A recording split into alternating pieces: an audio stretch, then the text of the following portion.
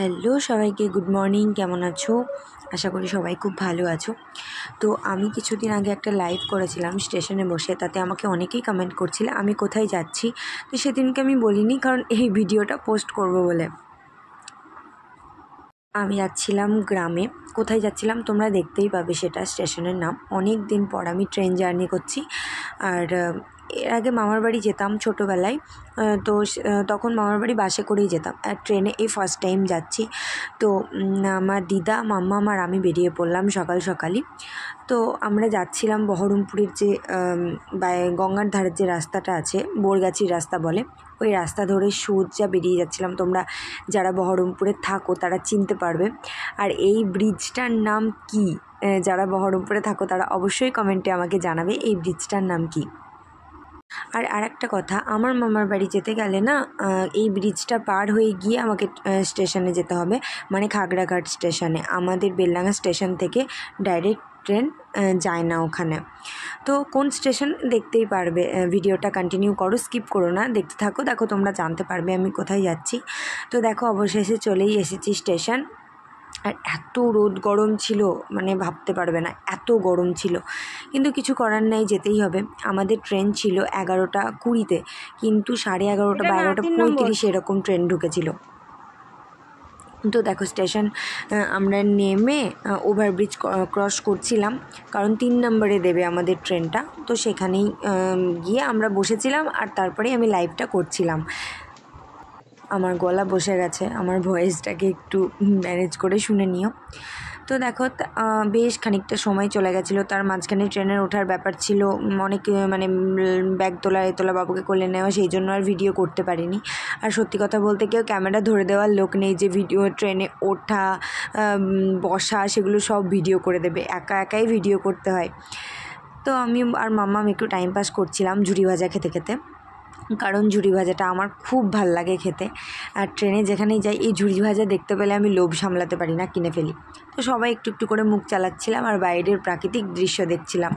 তো সত্যি কথা বলতে বাসে গেলে যতটা জার্নি হয় না, ট্রেনে গেলে আমি সেই দিন আমরা জার্নি বুঝতে পেরেছিলাম কখন নেমে যে গরম রোদটা লেগেছিল সেটা।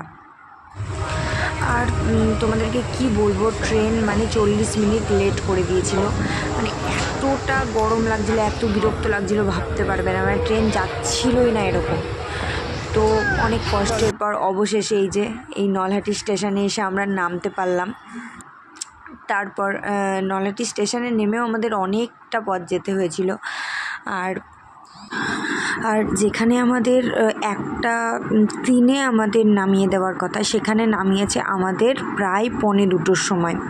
তারপর অনেকটা জার্নি করে অবশেষে মাসিমণির বাড়িতে এসে পৌঁছেছিলাম। মেন ছিল আমার মাসিমণির ছেলের অন্নপ্রাশন। তো সেখানেই সবাই মিলে আড্ডা দিচ্ছিলাম। আর আড্ডা দিয়ে মানে এই যে মাসিমণি ননদের মেয়ে, মানে সন্ধেবেলাটা যে এতটা জার্নি করে এসেছি আমরা বুঝতেই পারিনি। ভীষণ আনন্দ করে, গল্প করে, মেহেন্দি দিয়ে এইসব করে কেটে গেছে। আর তারপর আমাদের রাস্তাতে আসার সময়তেও বারবার সবাই ফোন করছিল, আর ভিডিও বেশি ক্লিপ নেওয়া হয়নি, একদম বাড়িতে এসেই ক্লিপটা নিয়েছি।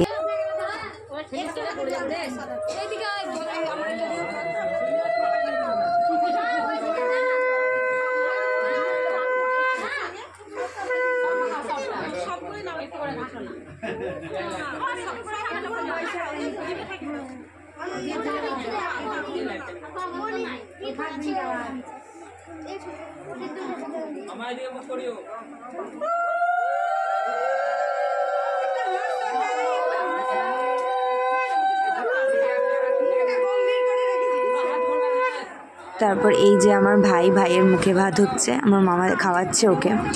আর সত্যি কথা বলতে আমার লুকটাও তোমাদেরকে দেখাচ্ছি এরপরে। আর এই লুকটাতেই একটা ভিডিও করেছিলাম, সেই ভিডিওটা আমার ভাইরাল হয়ে গেছে। থ্যাংক ইউ সো মাচ তোমাদের এত সাপোর্ট করার জন্য।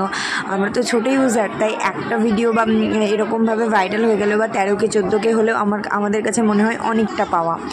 তো 14,000 ভিউজ এসেছিলো ওটাই। আর সত্যি কথা বলতে খাওয়া দাওয়া বা আরও মজা করেছি সেই সব ক্লিপগুলো নিতে পারিনি, এত গরম লাগছিল আর মামাও ঘুমাচ্ছিল।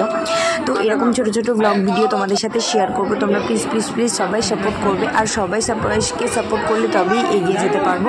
থ্যাংক ইউ সো মাচ, সবাই ভালো থাকবে, সুস্থ থাকবে, আর আমাকে এভাবেই সাপোর্ট করতে থাকবে, আমিও তোমাদের সবাইকে সাপোর্ট করবো। Thank you.